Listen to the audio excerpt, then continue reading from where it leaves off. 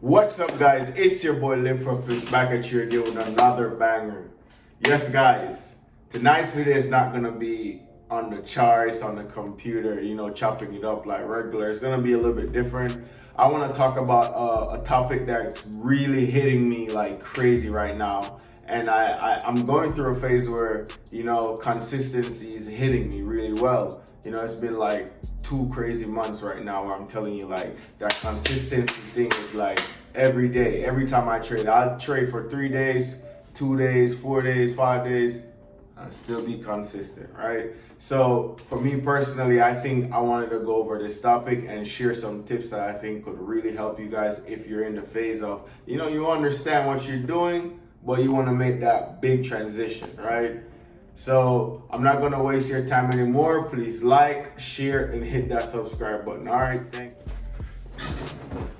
All right, so I want to see if I can do this in a way where it makes sense, where if you don't do this, it doesn't make no sense. If you don't do the first thing, it doesn't make no sense. You move on to the second thing, right? So I'm gonna try to see if I can keep it in order, right? So for me, the first thing I think I change is focusing on one pair, right? Understanding support and resistance, market structure, just the theoretical understanding of it. It's easy, right? Because it's basically us doing the same thing every single day. So we're gonna grab it. We're gonna actually understand it, right? But the crazy thing is, I didn't understand it really well until I started focusing on one pair, and that was US 30, right? So last year I went super hard understanding US 30 for an entire year. I traded nothing else. If I traded anything else, I probably took only one trade on something, maybe like GU last year or something. But besides from that, it's been US 30 only, right? So the craziest thing that I realized with my journey is that I traded a lot of pairs, right? So once I started trading US 30 alone, I started applying the stuff that I was learning, meaning, the stuff like support and resistance, supply and demand, liquidity, all of the breaker structure, all those little things. I now put all those things that I was using, I was learning into that one chart. And once I did that and I started, grabbing everything and I started having those eureka moments where like, yo, okay, I understand this now. Oh, I realize, once I learned how to apply what I learned to this particular market, everything changed, right? So I think if you wanna do like what I did, where I understand US 30, and then by understanding US 30, it slingshot me into the other peers. Like now I'm trading GU and NZD USD and I'm crazy on them, right? But if I didn't have that, that understanding from US 30, I couldn't be trading how I'm trading right now. So definitely I think you should, trade only one pair until you really understand what you're doing, all right? The second thing I want to talk about is one where I think it is super important, right? And this one, I am definitely guilty for this one, right? Taking a lot of trades, right? Taking too much trades, right? I think like throughout my entire journey, that's been one of my biggest issues, right? Because now I'm understanding everything. Every time I see something, I get happy, I get ready. My trigger finger is ready. My thumb is ready to hit that sell, that buy, or whatever, that execution button, right? And I realized that, I gotta slow down, right? I used to take like, even in one day, I'll take 15, 20 trades. And the craziest thing is I'm not even a scalper. The reason is I'll have an analysis, and when I have that analysis, I'll try to, if the trade starts giving me the idea, I take the sell, and if it starts pulling back, I close it, and I'll keep doing that for the entire time. And even if I'm correct on the direction that the market is trying to go in, I already lost, a good bit. Even sometimes a couple percent, just trying to, what if I understood the whole idea of, stop losses and stuff, right? And all of this was before I understood the theory of cutting my losses short, right? So at this point, because as I said, it's levels to it, right? So I think I didn't understand the whole idea of a stop loss. I was just taking those trades, trying to get a direction, right? But I'll give up so much when the key was to wait on the right time. Then I take those trades, right? So I think the second topic is really good.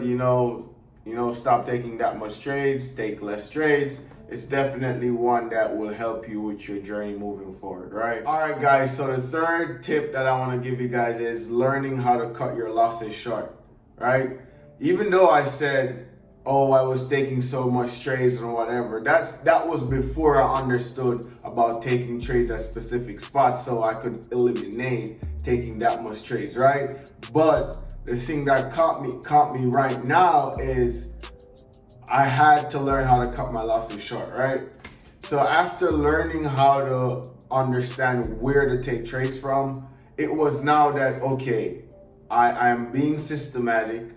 This is what I need to see if I see it. So sometimes you'll see what you need to see and the market will do what? Reverse. And when it's reversing, you went for the trade because you got what you wanted, right? Remember, you got what you wanted. So it's not like you're really wrong. It's just the trade is not ready, right? Or even though maybe you're wrong or something, but guess what? You're gonna cut your trade short. You're gonna cut it short. I'd rather give up 10 pips than give away 20 pips, right? Depending on the market I'm trading. If I'm trading US 30, I know that my stop loss is anywhere around, depending 20, 30, 40, 50, 60, 70, depending on the trade, right? And also, if I'm trading GU, NZD, I know, I got small stop losses, all right, 10, 20 pips, or no, I'm not even gonna do 10, 20 pips, but 5, 10, or 15 pips, the max, right? So I think that saved me a lot these days, because now I'm on a win streak and stuff like that. Like every day I trade, I'm profitable, right? If I trade 3 days, I'm profitable. Even if I lost a trade in that day, I'll make it up with a win, probably bring it at break even and take another trade, and then boom, I'm profitable for the day. It doesn't matter how much percent, I still make sure I have my equity curve going up.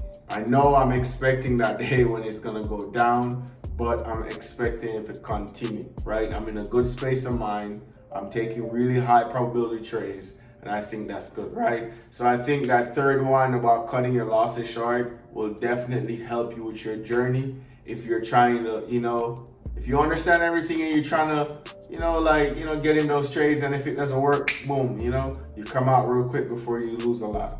There's no problem, right? It's something that you gotta master at the end of the day, because it has a lot of emotions attached to it, where you want to close a trade, but your mind is telling you, oh, it could work. Sometimes, you have to trust yourself, and sometimes you have to be systematic, right? That's why I think that us being humans is one of the best things ever. That little trusting that you got to develop, it's necessary, right? So yeah, that's the third one. All right, guys. So for the fourth and final tip that I want to hit you with is, guys, listen, if you're not having a good day, don't trade. I'm gonna tell you this, I've realized that if I get up every single morning and I win a trade, whatever energy that I got up with, I need to make sure I have that energy to come around the computer. So if I'm not in control of my mind and I can't automatically switch from a bad energy to that, I need to make some bread energy, or, when I get up in the mornings, if I'm not having the same energy like yesterday, I'm not gonna trade, right? Sometimes I take trades late in the day, sometimes I take trades early in the day, but it all comes down to how I feel, right? That's why I used to get up every single morning at 8 o'clock and take trades, right? Some mornings I do now, some mornings I don't. Why? Because if I'm not feeling the vibe, I'm not getting up. If I don't feel that energy to make the money, I'm not getting up. I'm not doing it. Because that's how you lose money. When you come around here with the random emotions, that's when you lose money. When you touch your computer, you gotta make sure you're ready. You gotta make sure that for the next hour or two, hour and a half, 2 hours, 3 hours, it's all about doing what? Focusing, taking high probability trades. Every day will not be profitable, but guess what? You're gonna be working to make sure it's profitable, right? So definitely, I think, having the same winning energy every single morning, that's what you need to make that little big transition, not even little, to make that big transition in your trading, because it's helping me right now, right? And I understood, because let's think about it, right? We all have those days when we feel so good when we're winning, right? Think about it, right? Like success leave clues, right? So if success leave clues, if you have a winning day, obviously something about it was right. Your energy, something was right that day. So guess what? Follow your steps, figure out what you did that day, figure out how you felt, and guess what? Get on your computer and go make some money, right? That's the only way you're gonna be successful. That's the only way you're gonna win the game with your brain. If you don't focus on right here and try to be in control of this, or don't let your emotions get the best of you, then you make a lot of money, right? It doesn't even matter if you're the type of trader who's okay making 5%, 2% per week, 10%. If you're a trader who want to go for 50%, 70 or 100, fine. But guess what? Whatever mindset you had when you were making that money, that's what you got to have when you come right here. All right. So yes, guys, those are the 4 tips that I think will definitely help you to transition over into becoming one of the craziest traders for the next few years. Right. So please like, share, and hit that subscribe button. All right. Thank you.